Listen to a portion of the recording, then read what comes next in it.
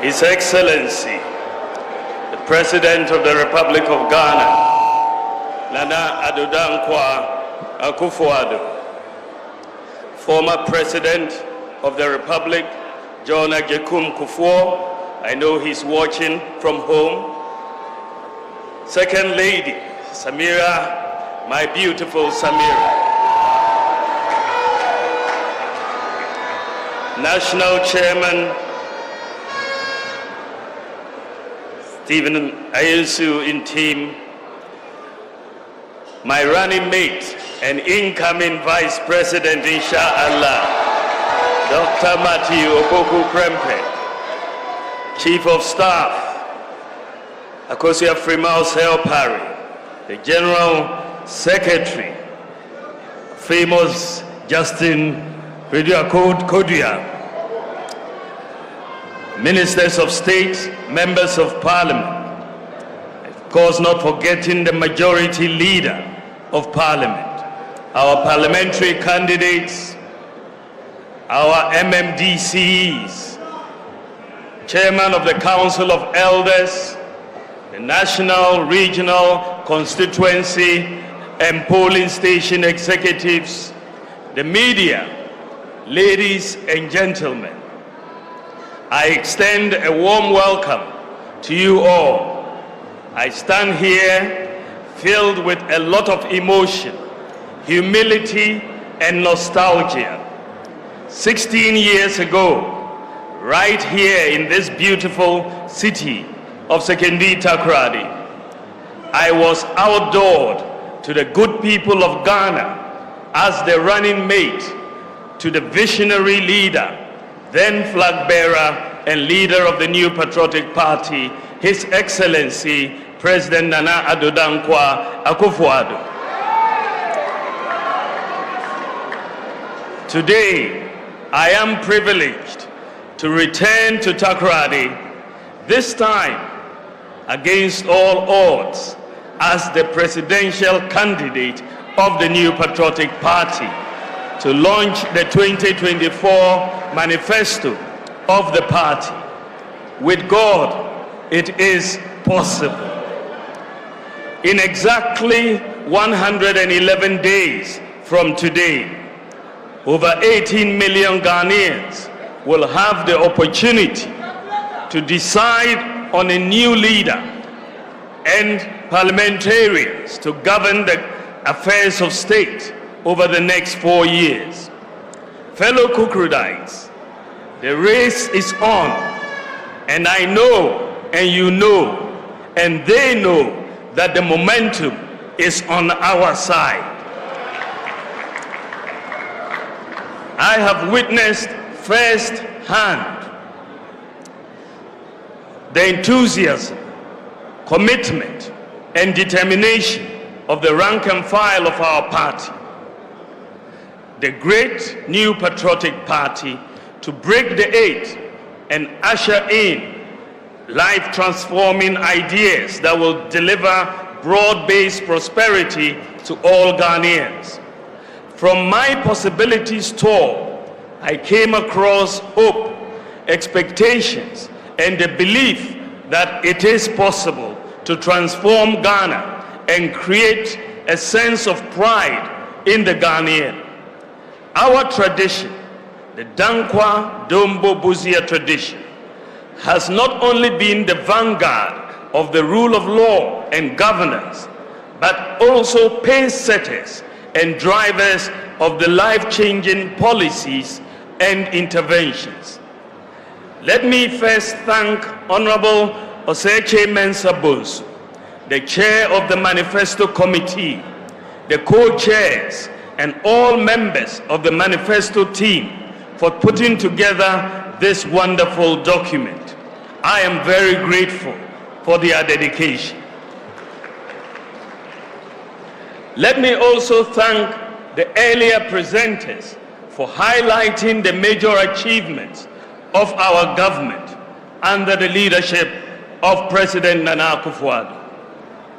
We have taken time to highlight these achievements because track record is a significant predictor of credibility and the potential to do more. We have catalogued them because in the NPP, we view these as our obligation to the people from whom we draw our mandate. We have enumerated them precisely because they communicate our ability to respond to the numerous needs of different sections of our society. Indeed, we have listed them to show we remain committed to fulfilling the social contract we have with the good people of Ghana. Above all, the exercise we have undertaken confirms that hundreds of pledges that have been made to the Ghanaian people, and broadly they have been kept, and given the opportunity, more impactful and forward-looking interventions will be implemented to move Ghana to the next level of the development journey, a journey that will build on our successes to open opportunities for all. We promise to change. We promise change, and we have made significant progress. Mr. President, history will be kind to you, and you shall be remembered for your unprecedented achievements and the millions of lives you have touched. We are eternally grateful. Ladies and gentlemen, if there was any doubt, to believe it is crystal clear from the data-backed account we have given that our overall performance and track record are superior to that of my opponent and his party in virtually every sector. Virtually every sector we are superior.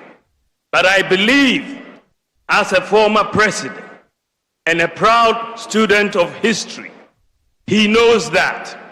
And that is one part of the reason why he is avoiding a debate.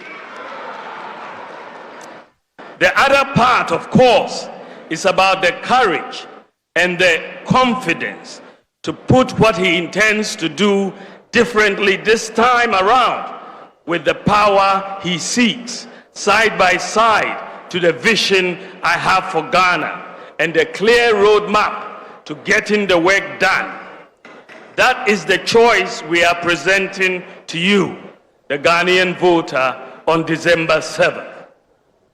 Ladies and gentlemen, notwithstanding our superior performance, there remains the fact that between 2020 and 2022, we experienced severe challenges triggered by the pandemic, which brought the world and our country to a thundering halt. The world experienced the greatest economic depression since the 1930s, with most countries recording negative GDP growth. Supply chain disruptions and the rising price of oil resulted in major increases in the prices of fuel, freight, and food across the globe. Indeed, Ghanaians were hit very hard by rising food prices, increased exchange rate depreciation, rising fuel prices, and rising transport fares. Our debt became unsustainable and had to be restructured. Bondholders saw a sharp decline in their net worth following the painful yet unavoidable debt restructuring program. We faced very challenging times, but with calm leadership and the support and understanding of the good people of Ghana, we have weathered the storm, and the economy is firmly on the path of recovery, with increasing GDP growth and declining inflation. It is gratifying to note that our policy interventions have started yielding the desired macroeconomic results. Many economists and analysts have rightly stated that Ghana has turned the corner, but we know that for many families, the cost of living is still very high. The hardship is real, and we commit to doing more to relieve the difficulties Ghanaians are facing. We are equally committed to creating more job opportunities that will significantly reduce youth unemployment among the national population that has increased over 5 million in the last 8 years alone. We have created so far 2.3 million jobs, the most of any government in the Fourth Republic. But youth unemployment remains a major concern and that confronts us, and we are committed to doing even more.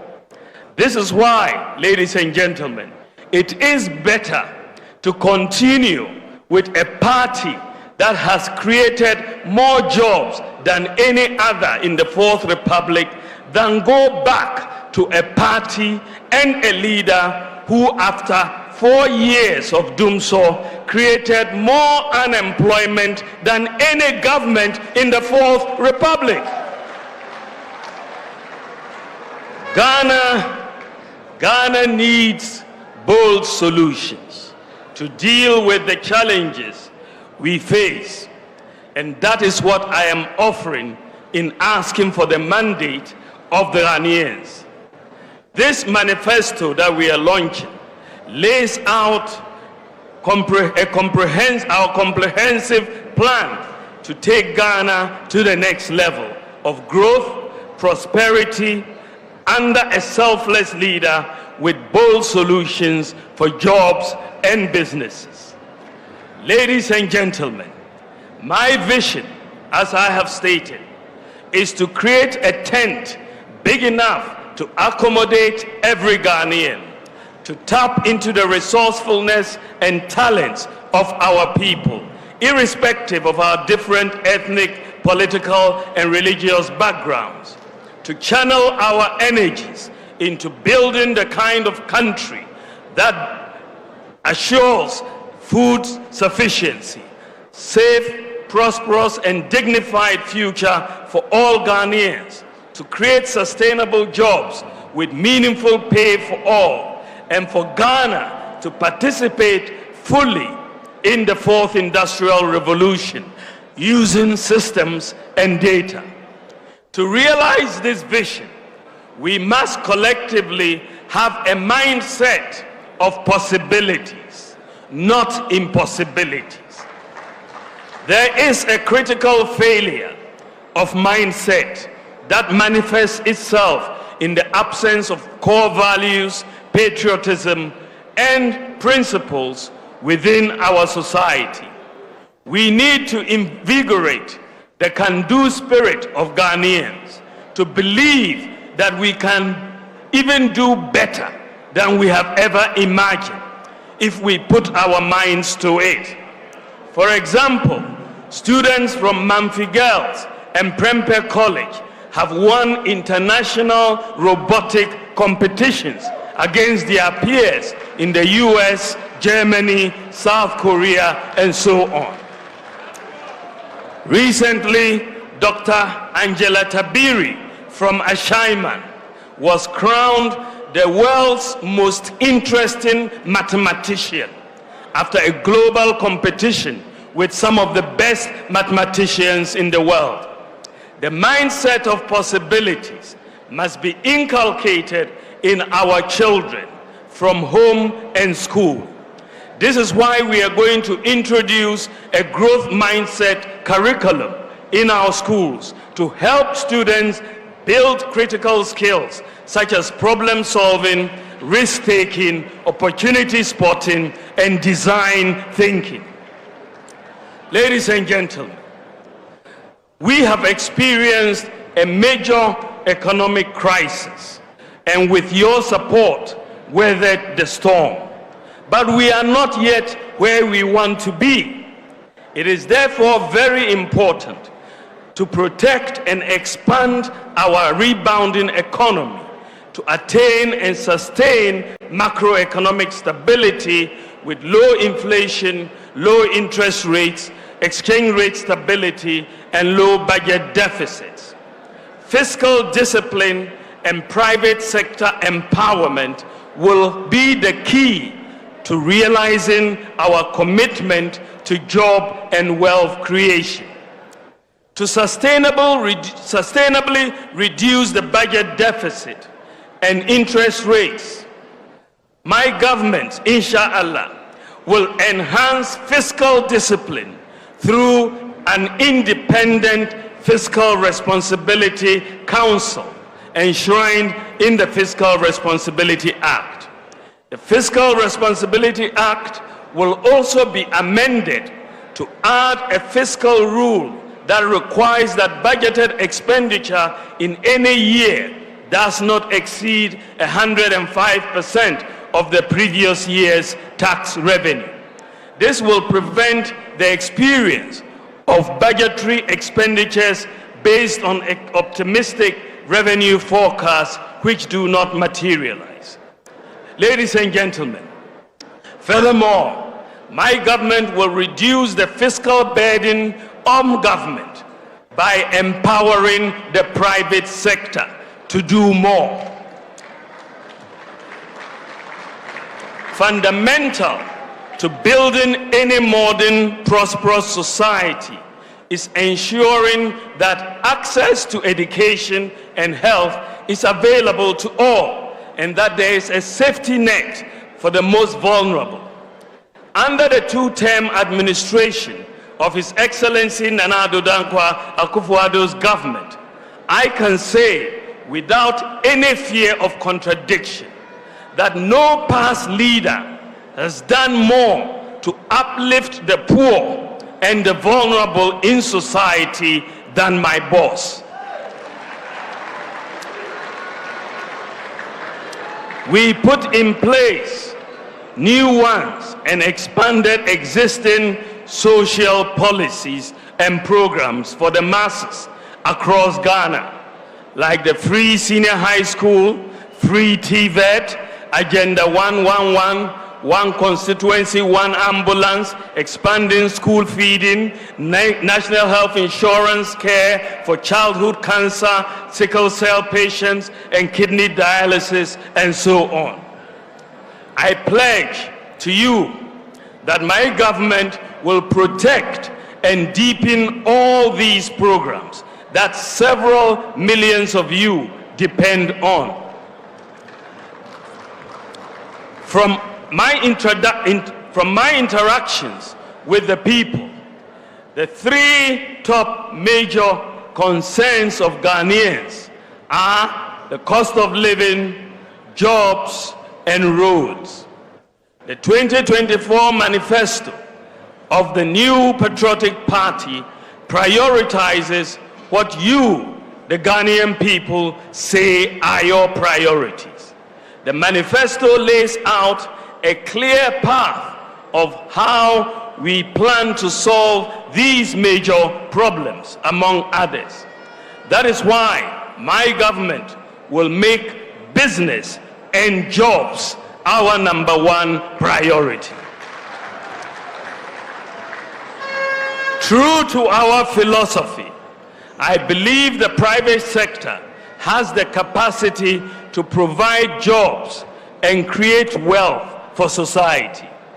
My administration will therefore incentivize and empower the private sector to do more in complementing government in the provision and management of many infrastructures and other public services. This can reduce government expenditure, increase efficiency and accountability, create competition, and improve maintenance.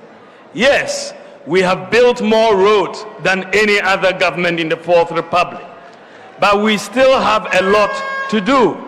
In the last 8 years, we have been deliberate in empowering Ghanaian contractors to undertake many major infrastructural projects that would otherwise have gone to foreign contractors.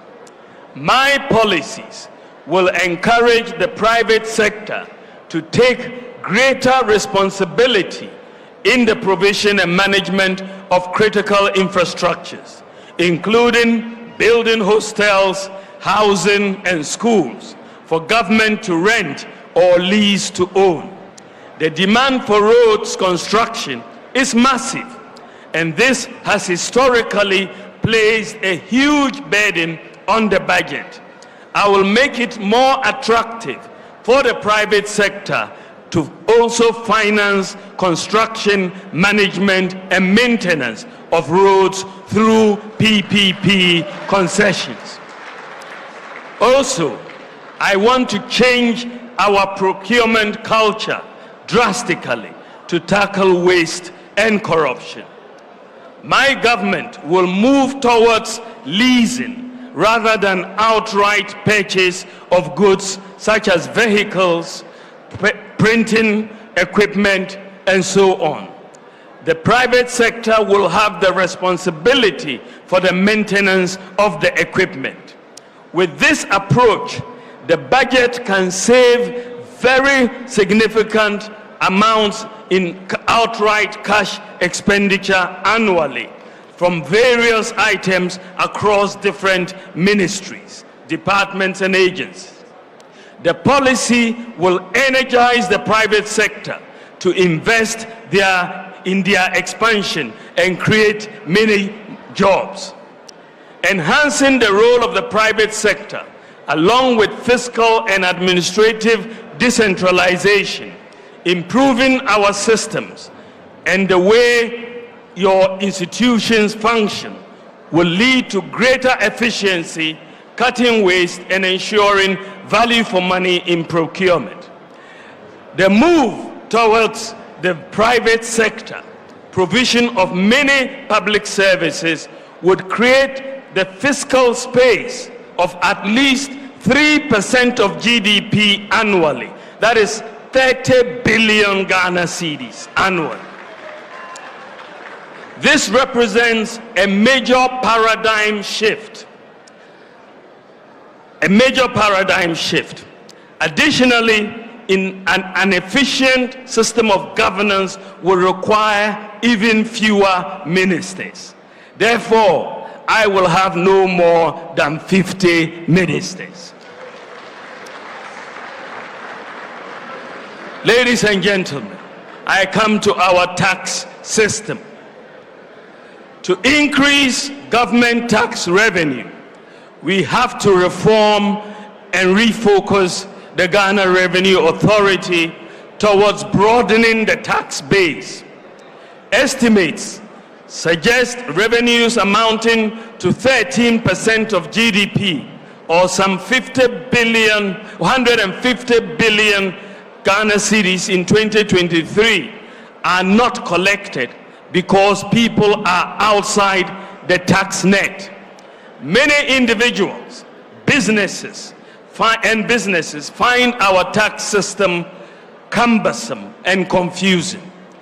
We want a tax system that is easy to understand, easy to comply with, and easy to enforce, softer on the taxpayer, and that is not subject to so much discretion.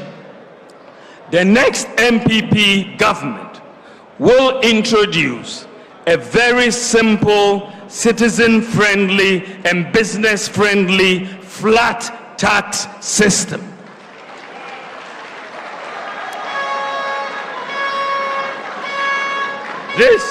This will be the first change in our tax system since independence.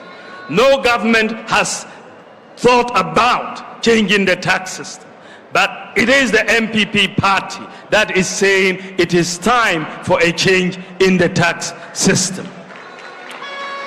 A flat tax system and a flat tax will be of a percentage of income for individuals and businesses with appropriate exemption thresholds set to protect the poor.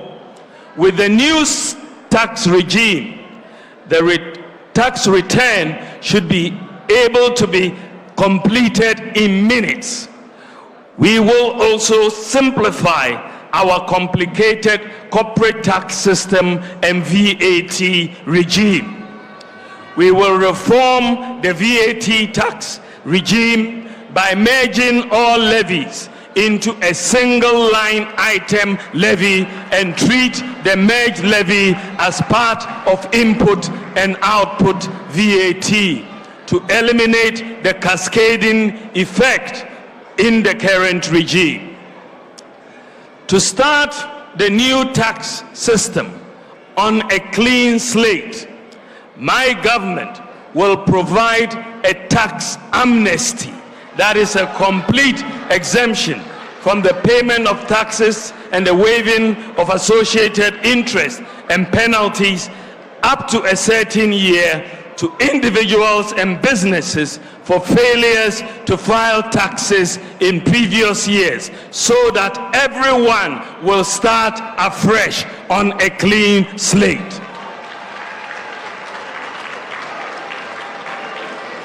In return, my government will expect the beneficiaries of this most significant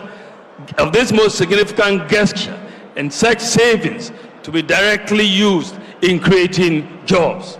Our ultimate goal, ladies and gentlemen, is to move Ghana to a lower tax regime with broader coverage to stimulate greater economic activity and generate more revenue to the state.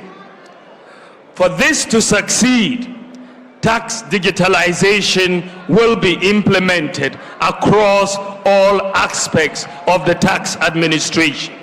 Everyone will be required to file tax, a very simple tax return, electronically through their mobile phone or a computer.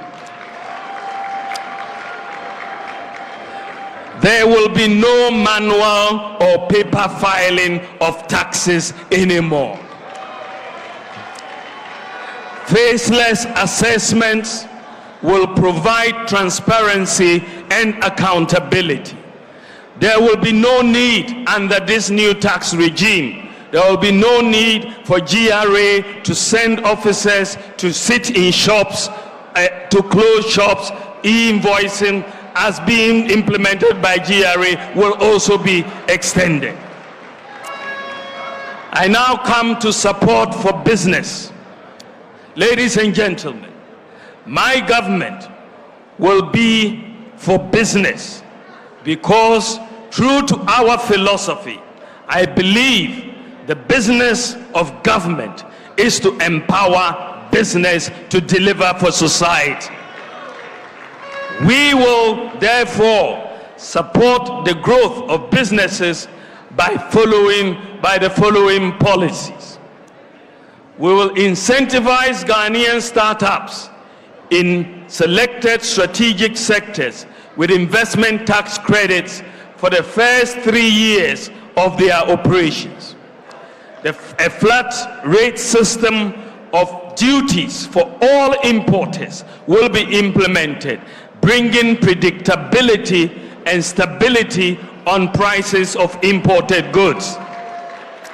We will harmonize port charges to align the charges with the charges in competing regional ports, particularly Togo. Duties in our ports will not be higher than the duties in Lomé, Togo.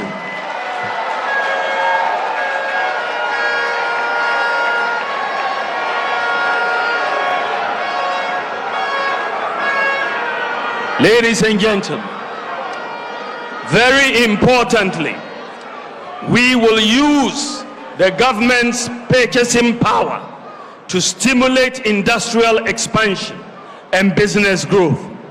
This will help create jobs by rolling out a Buy Ghana First policy under which all goods and services procured by the public sector will first be filled by goods and services produced locally. And we will back this by legislation.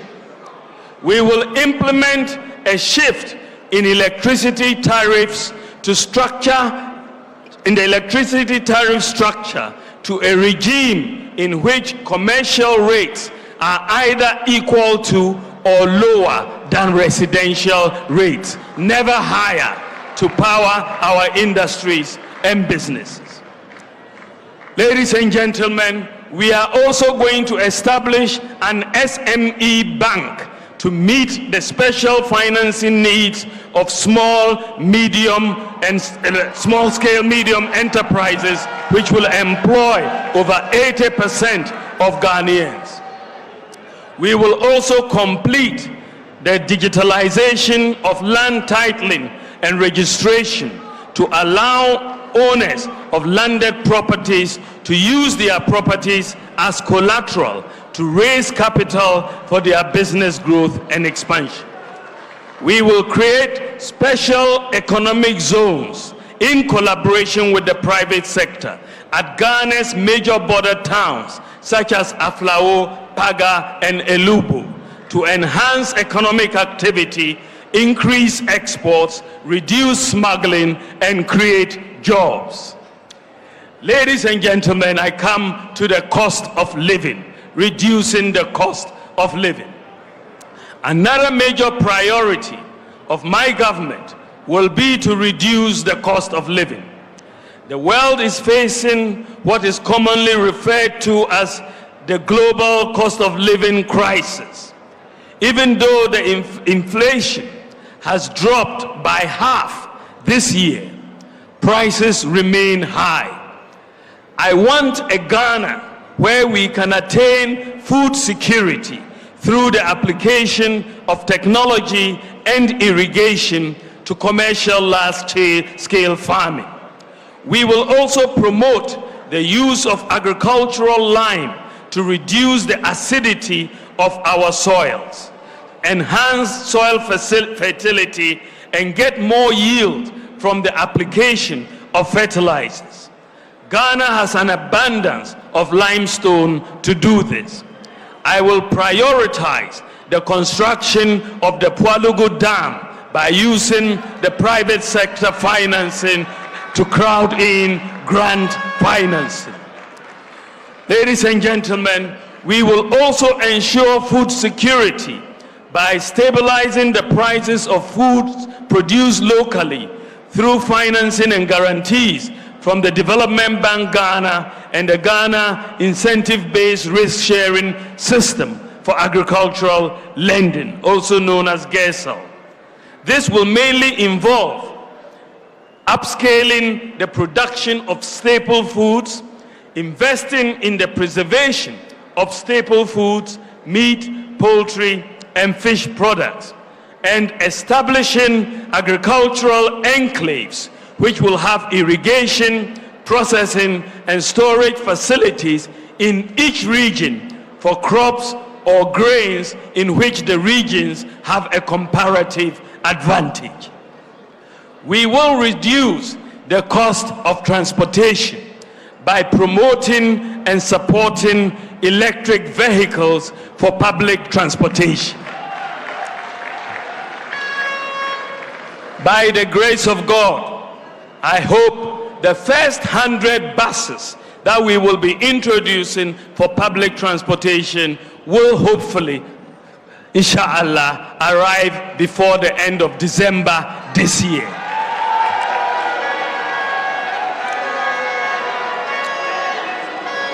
We are also going to expand the Gold for Oil program to continue stabilizing the price of fuel. Stabilizing the price of spare parts through the flat rate duties for all importers policy, which will bring predictability and stability on prices of imported goods. Ladies and gentlemen, we are also going to make your driver's license valid for 10 years and extend the renewal period to 5 years. Under a housing for all policy, I will also have a major focus on the provision of public housing in the same manner that Singapore did. We will partner with the private sector to build large housing estates without the government having to borrow or spend. Also, the National Rental Assistance Scheme, which has worked so well with thousands of beneficiaries, will be enhanced to deal with the problem of the demands of rent advance of 2 years or more. We will also ensure a variety of accommodation types to meet different pockets and needs as follows. In social housing, we'll be including homeless shelters, overnight stay for the vulnerable, and expanded rental assistance schemes for low-income workers. In the area of affordable housing, we'll be including district housing projects through incentives to the private sector real estate industry, as well as expanding the services of the revived State Housing Company and the Tema Development Corporation and the National Home Ownership Fund, and improving housing finance through an expansion of the mortgage lending market, as well as rent-to-own schemes. Ladies and gentlemen, we will use a variety of ways to deliver access to the various types of accommodation. For example, social housing. We will provide public lands within our main cities to private developers, and in order to benefit, make it mandatory for them to set aside between 20 and 30% for low-income social housing units with subsidized rents. Significantly, ladies and gentlemen, improving the availability and affordability of power. We will do this by bringing on board 2,000 megawatts of solar power and incentivizing users by buying access to power they generate from their solar systems and paying with free electricity from the national grid when they need power through net metering. We will continue to make accessing services easier. For example, once you have a Ghana card, all public organizations will not be required to collect your basic data. They will have all that data. They don't need you to fill any forms because all of it is on your Ghana card. Ladies and gentlemen, I want to build a Ghana where we leverage technology, data, and systems for inclusive economic growth. I want to build a Ghana into a world-class digital economy. I want to build a Ghana where we apply digital technology, STEM, robotics, and artificial intelligence for the transformation of agriculture, healthcare, education, manufacturing, fintech, and public services delivery. As part of this process, it is my goal to eliminate the digital divide by achieving over 90% internet penetration within the first 4 years of office. We have already made very significant progress in this direction by increasing internet penetration from 34% in 2016 to some 70% by 2023. The task in the next 4 years is to move from 70% to over 90% as exists in the advanced countries. It is possible. I am determined to not let Ghana miss out on the fourth industrial revolution, as our continent did on the industrial revolution some centuries back. I want to see Ghana build the digital talent we require for the fourth industrial revolution. This will mean providing digital software skills to hundreds of thousands of youth. This, along with other priorities, will create jobs for the youth, including school dropouts. In collaboration with the private sector, we will train at least 1 million youth in IT skills, including software development, to provide job opportunities worldwide. Ladies and gentlemen, generally, there will be an enhanced focus on technical and vocational education. My government will also support the establishment of a national open university, Ghana, in collaboration with the private sector, and it will focus on ICT, TVET, and STEM. Ladies and gentlemen, to prepare our children for the fourth industrial revolution, I will enhance the positioning of the educational system towards STEM, robotics, artificial intelligence, and vocational skills to cope with the demands of the fourth industrial revolution and job creation. My government will make coding and robotics standard in senior high school. Furthermore, to become a digital hub in Africa, Ghana's telecoms industry needs more investment. The cost of data for the ordinary Ghanaian has become too expensive. It goes against the very ethos of our digitalization journey.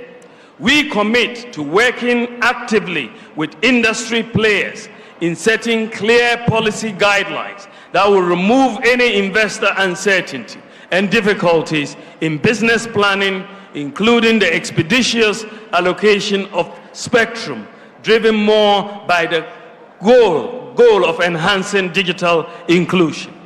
In addition, we would be working with educational institutions, leading and global tech firms to establish a national robotics, engineering, and AI lab for research and training of young Ghanaians locally.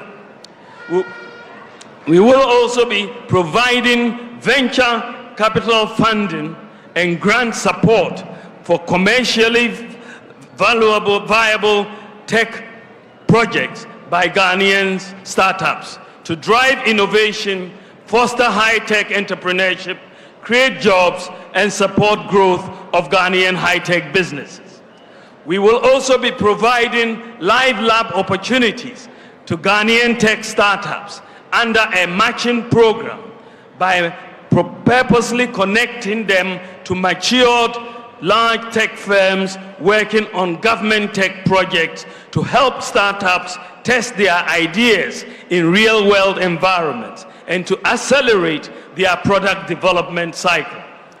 We will also be working with the Bank of Ghana to significantly expand our regulatory sandbox to admit more fintechs as well as regional fintechs.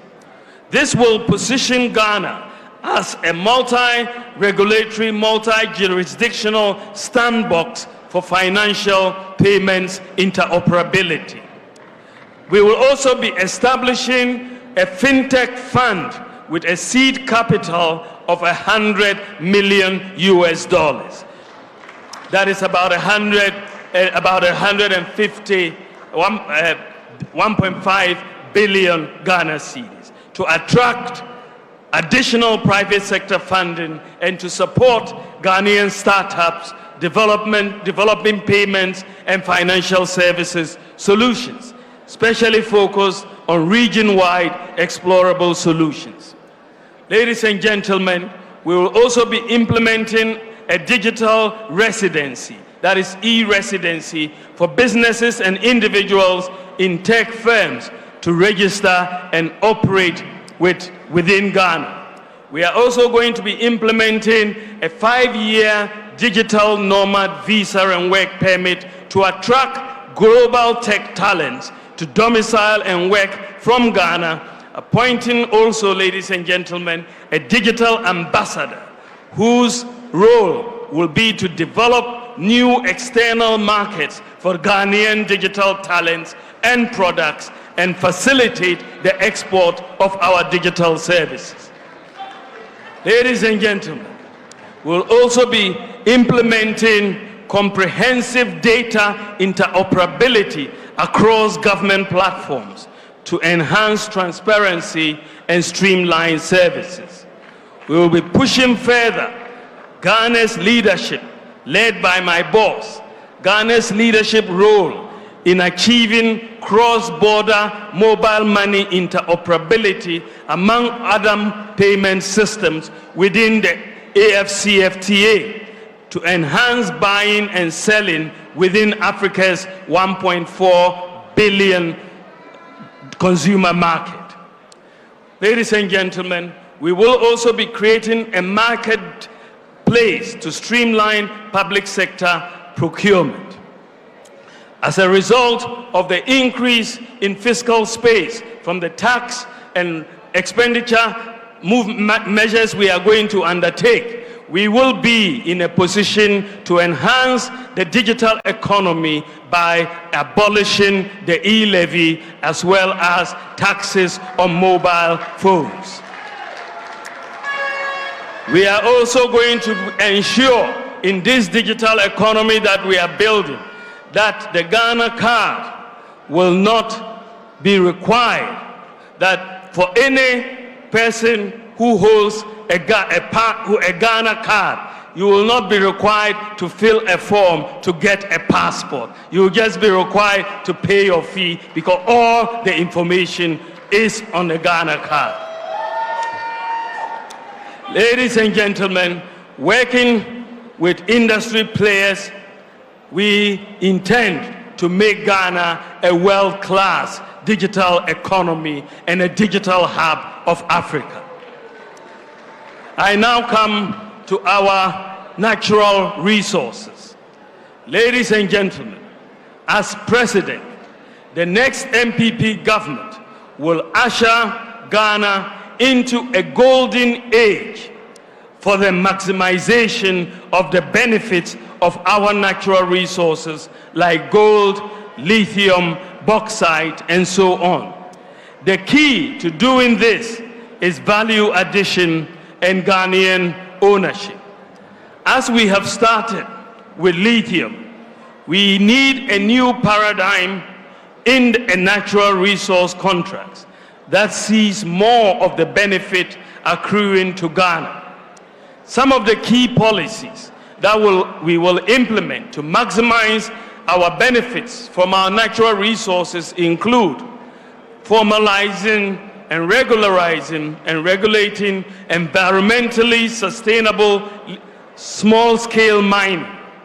Our goal would be to help grow the small-scale mining companies into large-scale mining companies with the capacity to building and assisting them to access financing to acquire equipment.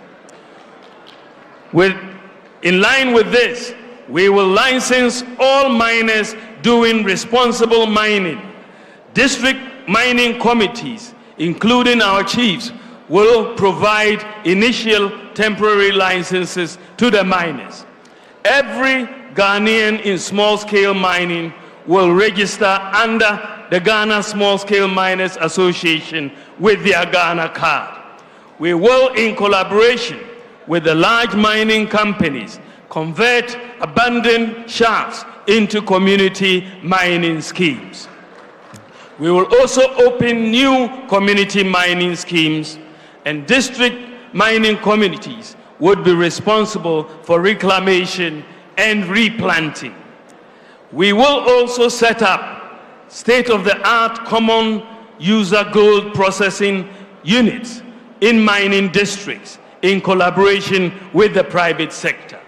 We will also conduct an audit of all concessions with various licenses and new applications.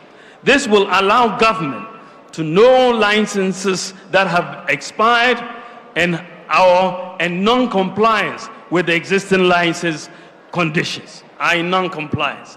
My government will establish, in collaboration with the private sector, a minerals development bank to support the mining industry.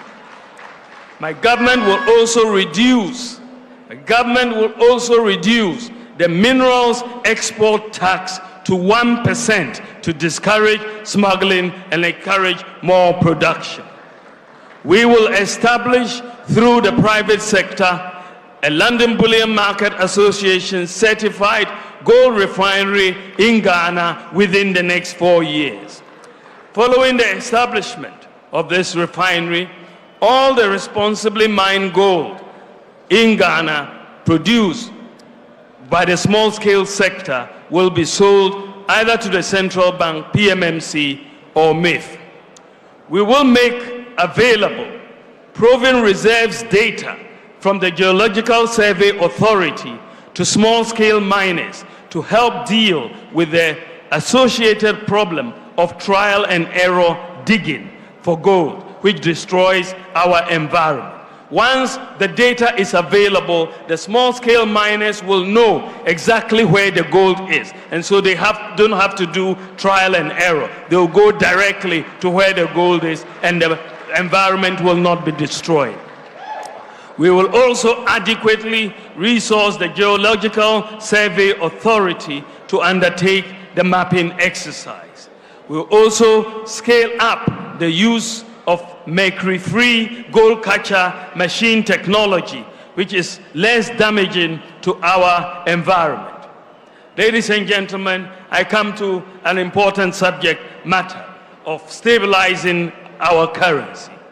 Ladies and gentlemen, recognizing the need to transform the structures of the Ghanaian economy from merely being an exporter of raw materials, an importer of finished products, to producing what we consume and adding value to our raw materials and farm produce. The Akufo-Addo-led government set out in 2017 to find solutions by introducing transformational policies such as one district, one factory. While industrialization remains the long-term solution to macroeconomic stability and shared prosperity for Ghanaians, the vulnerabilities in the structure of the Ghanaian economy remain and were heavily exposed by the global crisis of 2020 to 2022. The crisis hit us really hard, but you may wonder why, unlike previous times when the city faced severe pressure, this time around we have never experienced queues at our fuel stations or dumso as we did in 2015. Let me tell you a short story about that. I approached my boss when we had this crisis, as I saw our foreign exchange reserves continually dwindling. I approached my boss and suggested a novel way as a solution to the shortage of foreign exchange. I proposed that we leverage on gold to produce directly in exchange for the essential goods we import. He gave me the go-ahead to pilot the one critical import, petroleum products, the shortage of which would have completely derailed our economy. And that is what resulted in gold for oil. I am happy to say that the two policies that have helped rescue the economy from catastrophe in the recent crisis, where the Bank of Ghana's domestic gold purchase program, which I proposed, and the gold for oil program. The pilot, these two policies, the pilot has worked for a number of companies and has worked for the countries. Some companies which wanted to repatriate dividends and couldn't do so because of foreign exchange constraints have suddenly been able to do so because of the gold purchase program. We have thus found a solution in the midst of this crisis, and bringing together the pilot of this gold for oil and gold purchase programs. We have thus, through this crisis, we have suddenly found a solution to the profit repatriation problem that many businesses had without destabilizing our local currency. This also brings major comfort to foreign investors operating in our countries. I believe from the success of the pilot scheme, we can confidently say that we have found a solution to the age-old foreign exchange problem that successive governments have struggled to contain, and which invariably led to inflation and other macroeconomic challenges. My government will completely institutionalize what I will call the Gold for Forex program, even as we intensify efforts to transform the structure of the Ghanaian economy. Simply put, the domestic gold purchase program is a policy which allows the Bank of Ghana to boost our foreign exchange reserves by buying locally produced gold with cedis. Gold purchases from this program alone amounted to $5 billion in the last couple of years. With Ghana's unexplored gold reserves estimated at 5 billion ounces, with a market value of 10 trillion US dollars, my government will ramp up the gold purchase program to cover all major forex demands. We will cover all major forex demands with the gold purchase program. Put simply, if, for example, a company wants dollars, we will take their cedis and we will buy gold and we will give them their foreign currency. The gold purchase program will therefore provide the anchor that our local currency has always lacked. Ladies and gentlemen, going forward, I want to build, with your support, I want to build a credit system for Ghana. In the advanced economies, workers are able to easily access credit to purchase items such as televisions, cars, mobile phones, and houses. They are able to do so because the credit system over there works, and it is supported by individualized credit scoring by the credit rating agencies. In the advanced countries, people are able to obtain mobile phones for free under a contract arrangement with their telephone companies. But people with the impossibility mindsets don't understand that these things are possible. In Ghana, such a credit system is yet to develop, and therefore life is harder for our workers. It is our goal to make it easier and cheaper to access credit by leveraging our data and our systems, such as the Ghana card, the Ghana Post GPS, mobile money interoperability, Momo accounts, DVLA, GRA data, bank accounts, and so on, to build an efficient credit system and a mortgage market in Ghana underpinned by an individualized credit scoring system and the digitalization of land titling and transfer. We look forward to starting individualized credit scoring in Ghana this year in 2024. And this will make it easier for Ghanaians to access credit at lower interest rates. My promise to you is that soon you in Ghana will no longer have to save before you are buying what you need. You can buy it on credit and pay small, like they do in the advanced countries.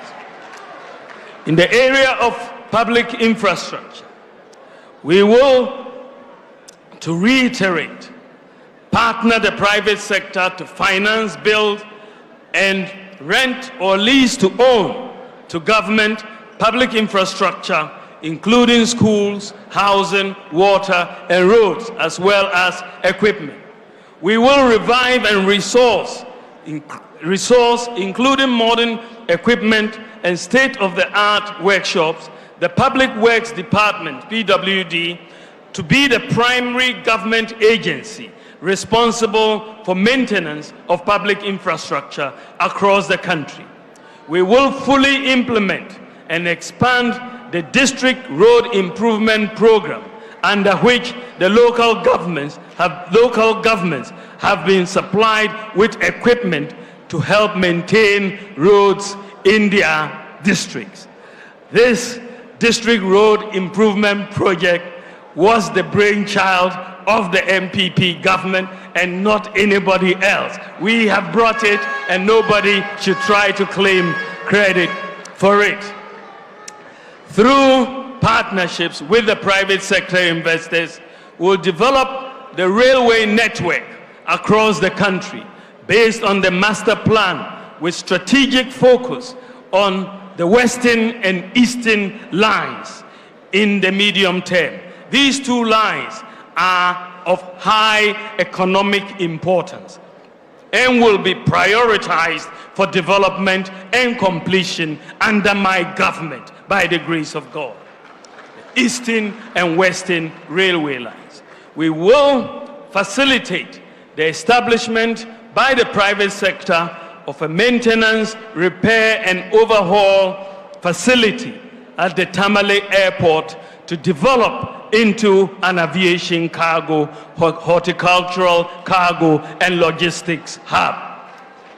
We will also commence the development of the much talked about by us in our last manifesto, the development of the Cape Coast Airport, for which funding has been secured under the Korean $2 billion facility, which we will serve both the central and the western regions. In collaboration with the private sector, we will also build an airport in the Upper East region. We will achieve, through our investment, universal access to electricity in our first term of a Bawumia government. And we will complete all the Agenda 111 hospitals to ensure every district gets a district hospital and all the regions get new regional hospitals. As a result, we will recruit more doctors, nurses, and other healthcare professionals with improved conditions of service, and will bring healthcare services to your doorstep by completing the digitalization of public healthcare institutions under the e-health project. Under the e-health project, we have digitalized all the patient records in all teaching hospitals, all the regional hospitals, and all the district hospitals. So today, if you are referred from Wa to Kolebu, you don't need to bring a folder. You just bring your ID number, the doctor in Kolebu will enter your ID number, and all your records will be there for the doctor to see. We expect that by next year, we'll cover the remaining health centers and CHIPS compounds so that we have a comprehensive database. We will also scale up. Once we have done this, we are going to be scaling up telemedicine services and establishing, ladies and gentlemen, we are also going to be establishing 2 additional sites in addition to the existing 6 sites of drone delivery centers at Funsi in the Upper West region and at Kintampo. So we are establishing 2 more drone sites. And the establishment of these 2 sites will give us 100% coverage for drone delivery across all of Ghana. Ladies and gentlemen, we have established the National Electronic Pharmacy Platform. We have put together 2,456 pharmacies on one platform, which is working. So today, if your doctor prescribes you a medicine, you can go to the pharmacy platform, put in your medicational requirements. The platform will tell you which pharmacy near you has the medicine and what the prices are. We will make sure this platform is interoperable with all private and public facilities. We will also offer incentives to healthcare workers to be able to buy 1 vehicle each with an engine capacity of up to 1,800 cc. And we will also ensure compliance with the existing deprived area incentive package for health workers. Ladies and gentlemen, in the area of affirmative action for women and girls, we will implement in full the Affirmative Action Act we recently passed. We will establish a Women's Trade Empowerment Fund, WOTEF, to support women-owned businesses. We will ensure gender parity in the award of government scholarships. And we will further improve the maternal health care program. We will pursue a Women in Diplomacy program for Ghanaian women to take more leadership roles in international organizations. And we will ensure that existing sexual harassment laws are strictly enforced. We'll also be enabling mothers to seamlessly enter the workforce by prioritizing, in partnership with the private sector, the establishment of daycare centers near workplaces, including marketplaces. We will enforce existing regulations on maternity leave governance as well. In the area of education, ladies and gentlemen, my government will increase the stock of student accommodation in our universities and other public tertiary institutions to address the housing deficit on our campuses and make them affordable. We will introduce a free tertiary scholarship for persons with disability to remove the financial barriers to pursuing their educational goals. On scholarships, we will integrate the scholarship databases across all the public sector institutions managing such schemes to ensure full visibility and transparency. We will expand eligibility for the student loan scheme to include all post-secondary students, including certificate and diploma programs. We will prioritize and direct a significant proportion of national scholarship schemes towards training and skills development in STEM as well as other needed skills in Ghana. We will implement in full the Centralized Application Processing Service, CAPS, for tertiary institutions, Under this, you will apply once and pay once. As I already said, we will establish a national open university. And for those who, after completion of their tertiary education, have secured jobs, they would be exempted from national service. They can go and start work immediately. We will protect and enhance free SHS and free TVET, which is truly transforming lives and changing life outcomes for millions of people. Since we started the free SHS and free TVET, enrollment has increased by 83%. We are building the foundation for a well-educated, prosperous society. With free SHS and TVET, we have achieved gender parity. More girls are getting secondary education, and the impact will be positive for society. We, as a result, will recruit more teachers at all levels with improved conditions of service. We will also continue to develop additional infrastructure for our educational institutions to meet the increased numbers. We will offer incentives also for teachers to buy one vehicle each with an engine capacity of up to 1,800 cc. Ladies and gentlemen, I come to good governance. In the area of good governance, we will, and I reiterate, we will reinstate the process of getting MMDCs elected through a universal adult suffrage to deepen decentralization and effective local governance. We will delink the creation of districts from constituencies to bring an end to the automatic increase in the size of parliament. We will institute an electoral area share of the common fund for assembly members to facilitate development at the electoral area levels.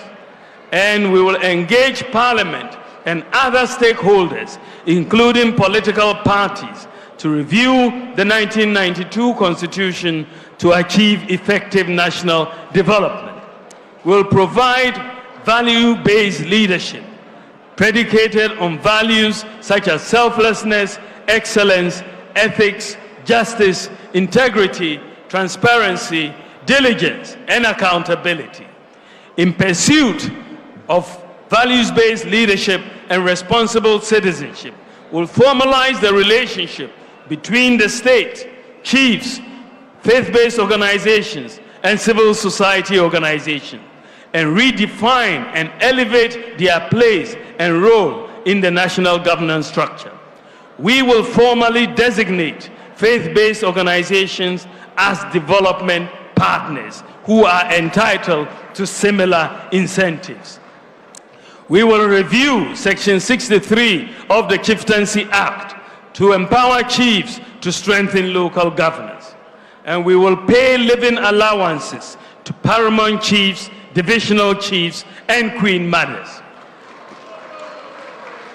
To encourage the registration of all lands and to avoid land disputes, all stool lands will be registered without an initial fee payment. Payment will only be made of the registration fee when the land is sold, and then we will get our fee. But initially, all chiefs can go ahead and register stool lands without paying a fee. Ladies and gentlemen, my government will also protect Ghanaian cultural and family values. Dealing with corruption is my next area of focus. Ladies and gentlemen, all governments have struggled with the canker of corruption in our society. People have been killed for corruption, and people have been jailed for corruption, but yet it persists. My view is that corruption operates in darkness, and we need to deal with it through openness and transparency and through digitalization. Our approach so far has been to deal with corruption after it occurs. My approach to deal with is to deal with corruption before it occurs.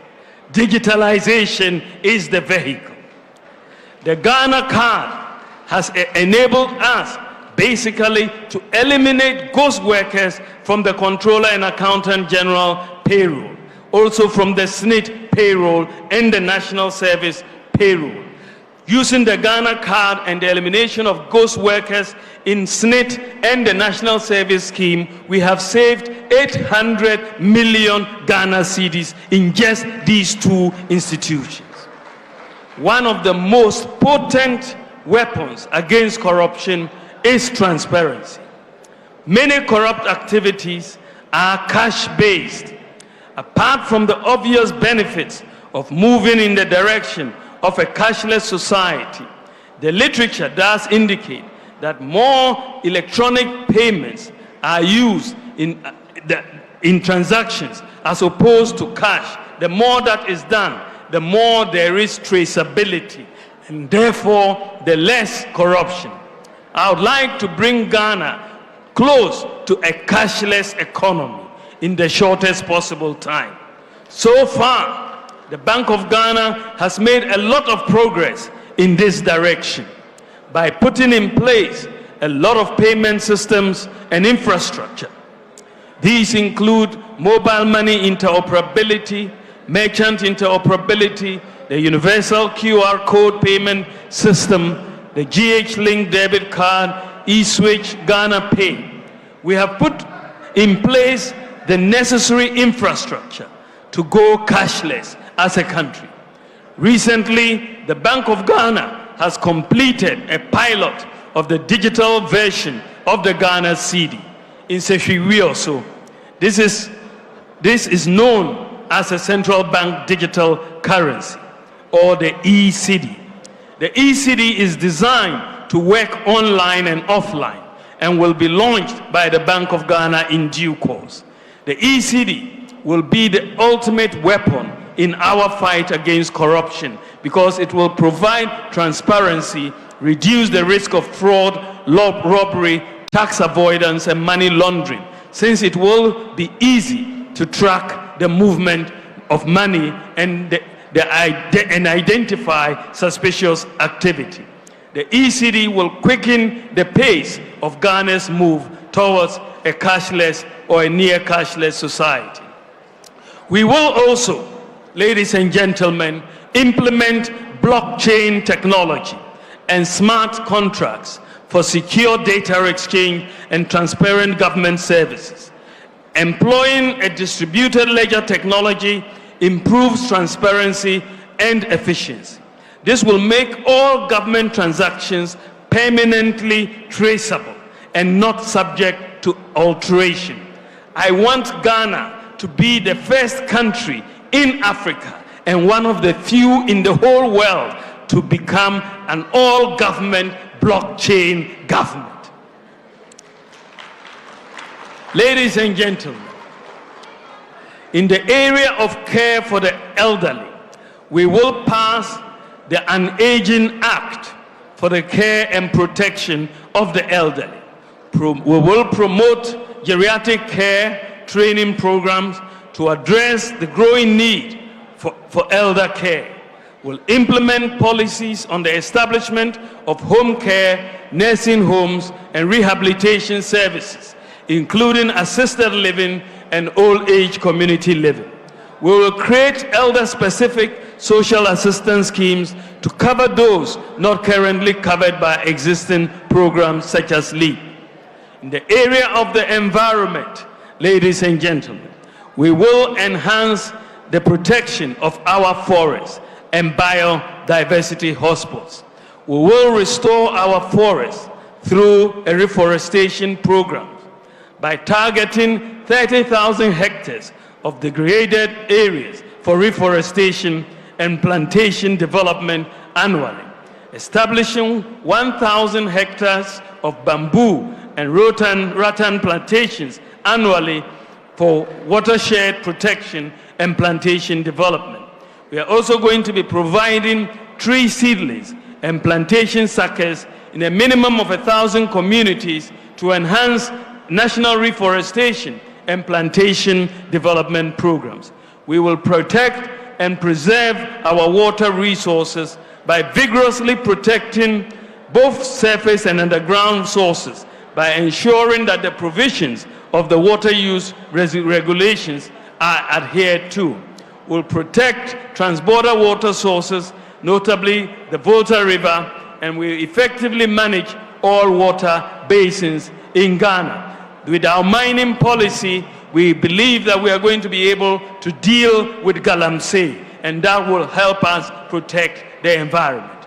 Ladies and gentlemen, in the area of sports, the creative arts and tourism, we will use tax incentives, including a flat tax, to incentivize private sector investments in sports, tourism, and the creative arts. We'll implement an e-visa policy for all international visitors to Ghana to make visa acquisition fast and convenient for visitors. We will roll out a visa-free policy for all African nationals and all Caribbean nationals visiting Ghana. We will also establish a travel protocol in partnership. We will also, in partnership with the private sector, establish a streaming and digital management platform for Ghanaian content developers in the creative arts. We'll also establish a travel protocol service for the creative community to enable artists, performers, and other creatives honor international performances and shows. We will establish a sports development fund to develop sports infrastructure and talent development and grassroots sports programs, including the revival of Colts football and leagues across the country. Ladies and gentlemen, we will establish a Ghana School Sports Secretariat, which will be an agency under the ministry responsible for sports in collaboration with other stakeholders such as the GES and sports federations. My government will seek school-level collaboration with international sports bodies like the NBA and the NFL to make Ghana a hub for these emerging sports in Africa, to create more opportunities for young people. We have already tried this with the NFL, the governing body for American football. We will, ladies and gentlemen, also upgrade the surfaces of our football pitches to meet the highest international standards. And so we will be seeing an upgrading of the stadia in Kumasi, Accra, Cape Coast, Tamale, and Esipong to make sure that they meet the highest international standards. My government will also implement an effective maintenance module for our sports facilities. We will continue the construction of astroturfs for every constituency to boost the development of our talents, including juvenile football. We have increased astroturfs from 3 that we inherited to over 150 in 2024. We are going to start an Operation Olympics Glory program by dedicating resources towards the preparation of our athletes and their readiness for the 2028 Olympics in Los Angeles, USA, including where necessary, targeting specific sports for medals. We will support the revival of the Premier League and clubs to improve commercial viability and create related jobs by directing policy through the National Lotteries Authority and the Gaming Commission to establish and fund a sports employment module to assist premier clubs fund operational expenses, including player remuneration. And also we will provide a bus to each Premier League club. And we will build 6 5,000-seater capacity stadia for the new regions, the 6 new regions, and we will build a standard stadium for Sunyani because of their love of football and the many clubs in Sunyani. We will promote school sports by establishing a Ghana School Sports Secretariat to create more opportunities for young people in sports and collaborate with international bodies, as I said, to make Ghana a hub for emerging sports.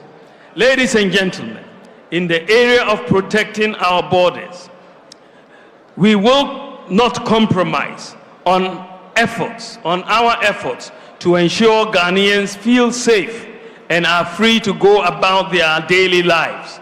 We will therefore continue to keep our borders protected, our communities and neighborhoods also safe. We will complete the 15 forward operating bases at our border frontiers of Ghana. This will allow the military to swiftly respond to any external hostilities and threats posed by terrorists in the sub-region. We will continue equipping Ghana's security services to build their capability in protecting the nation. And we will also focus on equipping the prison service as well as the fire service. We will deepen the cooperation of our neighboring states and the international community in the fight against violent extremism.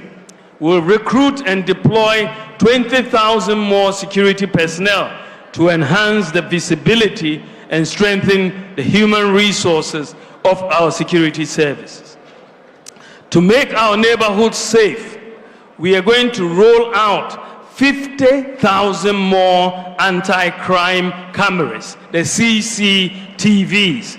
And so far, we have rolled out about 11,000 CCTVs. But many districts and regions, many district capitals and regional capitals are not fully covered. So we ask national security to undertake an exercise to tell us what is needed so that we can see what is happening in every public street, in every regional capital and every district capital, every day and every night. They came back and told us they needed 50,000 cameras, CCTVs, for us to be able to accomplish that directive. And my government will provide the 50,000 CCTV cameras so that we have complete visibility in all our regional capitals and all our district capitals to basically make sure that if you commit a crime, we are going to catch you. Ladies and gentlemen, we'll also roll out more body cameras for the police and other logistics. I believe that we can find, ladies and gentlemen, a broad, find broad contours of a national development plan for which we can find consensus in areas such as education, healthcare, industrialization, and so on. I will support such a consensus national development plan. Specifically, I propose that we can amend Article 87 of the 1992 Constitution, as well as the NDPC Act, Act 479, to mandate political manifestos, political party manifestos, and consequently the economic and social policies of governments, as well as budgets, to be aligned to agreed broad contours in specific centers. The current Constitution was designed for political stability, and it has achieved that. We need to amend it with the help of Parliament to align it more to national development.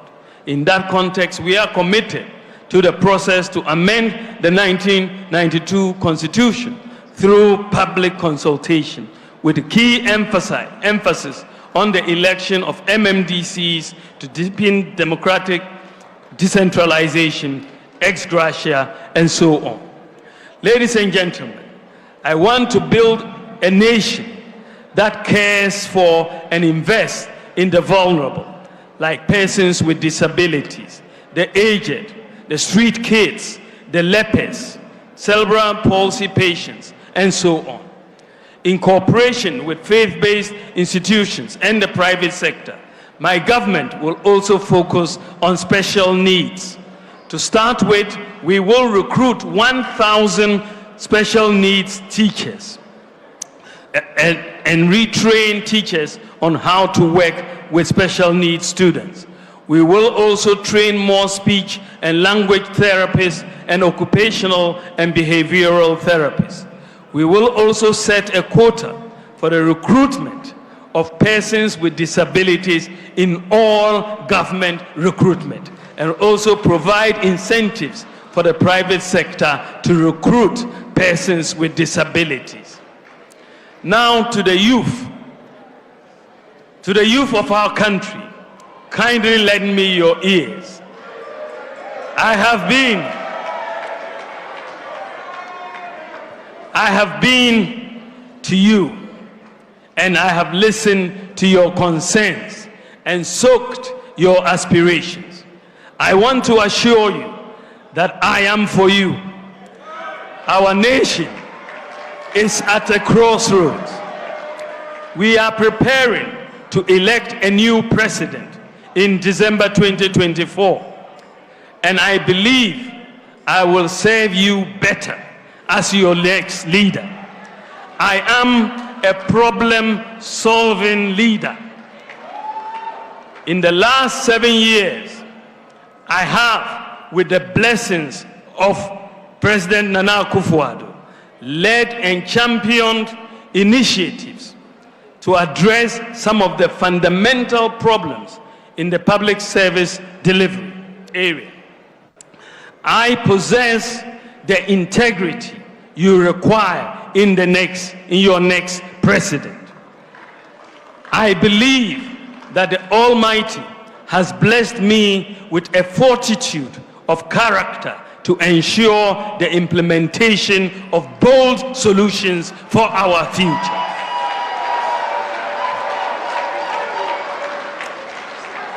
My track record of public service and in international development is public knowledge. My entire career, from academia through to the Bank of Ghana, the African Development Bank, and my current role as Vice President, has been anchored on competence, diligence, and efficient and effective management skills that have contributed to my ability to see projects through to completion. I am determined to make your future my business if you give me the mandate to serve you. My proven ability to manage and deliver results professionally and transparently sets me apart from the rest in the race. As an experienced professional with unblemished national and international credentials, I am ready to bring that expertise to bear on national governance with the sole motivation to transform. The NPP delegates resoundingly gave me the mandate to lead the party based on my performance and the delivery of major signature projects and programs and vision. Given these and my verifiable personal integrity, I humbly ask you, ladies and gentlemen, that you hand the steer to me.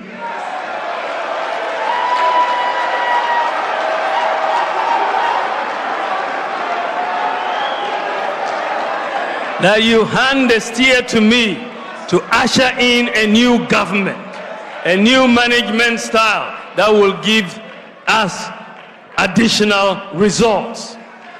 A paradigm shift in how we manage our resources and let the benefits of nationhood reach out to every member of society. With all humility, I declare that I am a visionary leader who can generate new ideas to confront problems. I have the exciting ideas for the 21st century nation. We have done well in creating jobs in the last 7 years, 2.3 million jobs, the most of any government in the Fourth Republic. However, unemployment is still a major issue amongst us. I make a firm commitment to sustain and expand the rebounding economy to address the problem of unemployment. To the Gen Zs,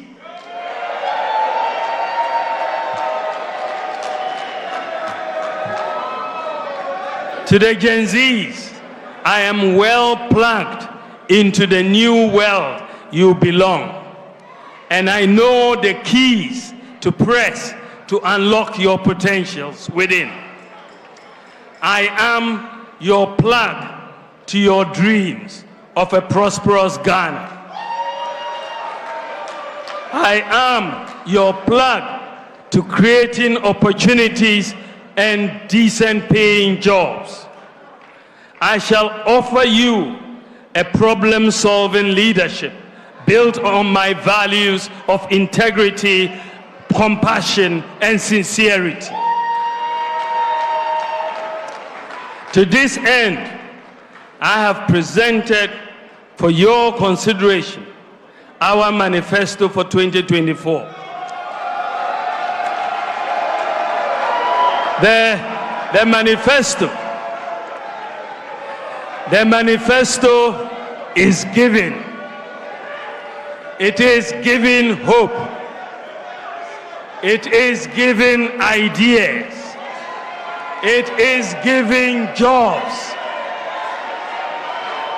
It offers the opportunity to create a new generation of entrepreneurs through my business support initiatives. It strives to make Ghana a fully digitalized nation in which you are able to access public services with ease. It incentivizes the private sector to expand and deliver good jobs. Ladies and gentlemen, I believe that as Vice President, the policies I have championed or initiated have impacted or will impact the lives of virtually every Ghanaian. I have, with the full blessings and support of my boss, promised and delivered on many groundbreaking policies that are happening for the first time in our history. These include championing the Ghana Card, Agenda 111, e-pharmacy, Ghana.gov, One Constituency, One Ambulance, Zongo Development Fund, paperless ports, motor insurance, database, renewal of NHIS on your mobile phone, Ghana Card number as your TIN number, SNID number, NHIS number, zip line, delivery for drones, gold for oil, gold purchase program, and so on, and so on, and so on.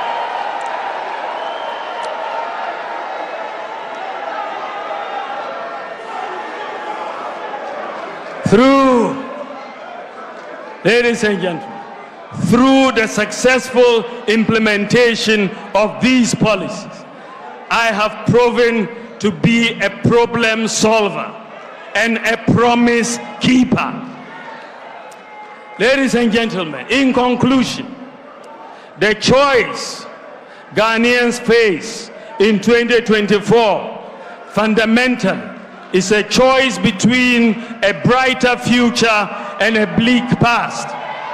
As I noted in my presentation at UPSA in February, we have to ask ourselves a number of questions in making that choice. If you want someone you can trust to come up with innovative and impactful ideas to transform Ghana, then it is Dr. Bawumia.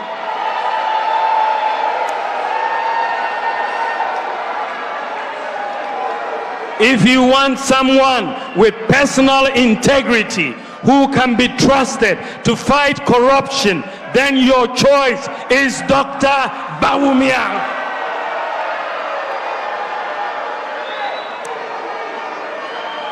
And if the person you have in mind is someone you can trust to work tirelessly and selflessly for Ghana, then it is Dr. Bawumia. If you want a leader with a proven record who you can trust to create jobs for the youth, then it is Dr. Bawumia. If you are looking for the man who has the vision and the commitment to prepare Ghana for the fourth industrial revolution, the digital revolution, then it is Dr. Bawumia. If you are looking for the man who is more committed to protecting and using the natural resources for the benefit of Ghanaians, then the answer is Dr. Bawumia. Who will be more accountable to Ghanaians? A one-term president like my opponent, or a person who can look to a long-term development of Ghana, because he will return to you after 4 years to render an account for the long term? It is Dr. Bawumia. Who can you trust? Who can you trust to protect free senior high school education? The answer is Dr. Bawumia.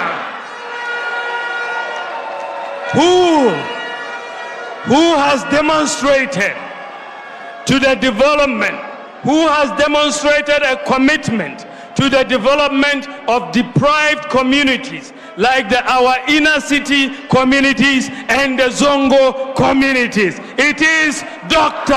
Bawumia. Who can you trust? Who can you trust to provide bold solutions to improve our economy, create jobs, and improve social protection? It is Dr. Bawumia. Ladies and gentlemen, I am determined to make a difference, a positive difference. I am determined to use the experience I have earned over the last 7 to 8 years from the challenges and the priorities we have tackled, from the successes we have chalked, to the hard work to succeed with you on the priorities that I have laid before you today.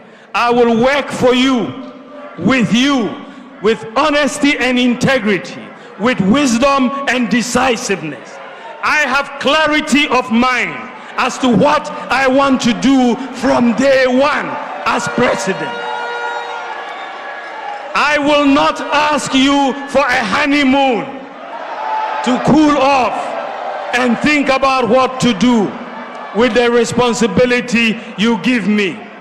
I am prepared and ready to serve. You know what I stand for. You know my vision. I believe in the ingenuity of the Ghanaian. Together we can succeed in building a progressive society of possibilities, enterprise, compassion, open opportunities, and shared prosperity for every Ghanaian, born rich or poor, born in the north or the south, born Christian or Muslim, born a girl or a leper or a boy, a leper or a disabled person. I have never been president of Ghana before. I am presenting myself to you for the first time to ask for your precious vote to serve you as your president and to continue the development agenda of the NPP. When you make me president, inshallah, I will implement my own vision that I have outlined. In all humility, I will ask you to give me the opportunity to become one of the most impactful presidents in Ghana's history. In conclusion, dear Ghanaians, what I have presented today are just highlights of our manifesto. There are many more details and policies that are found in the full version. I implore you and entreat you all to read the full manifesto. This manifesto we are launching today is a manifesto of hope, a manifesto anchored on bold solutions to usher in the golden age of good governance and accountability, and a manifesto of possibilities focusing on quantum leaps in jobs and prosperity. Our positive mindset is built on a strong track record of innovations and achievements. Unlike our friends who regard every life-changing policy proposal as impossible, we in the NPP see possibilities. We innovate, deliver, and prosper. I mean to deliver for you and your family, for your future, for your business. Indeed, Bawumia means business. I thank you for your support, your prayers, and with God's guidance, we can win together. It is possible. Thank you for your attention. God bless you, and God bless our homeland as we launch our manifesto. We launch our manifesto. We launch our manifesto to the glory of God.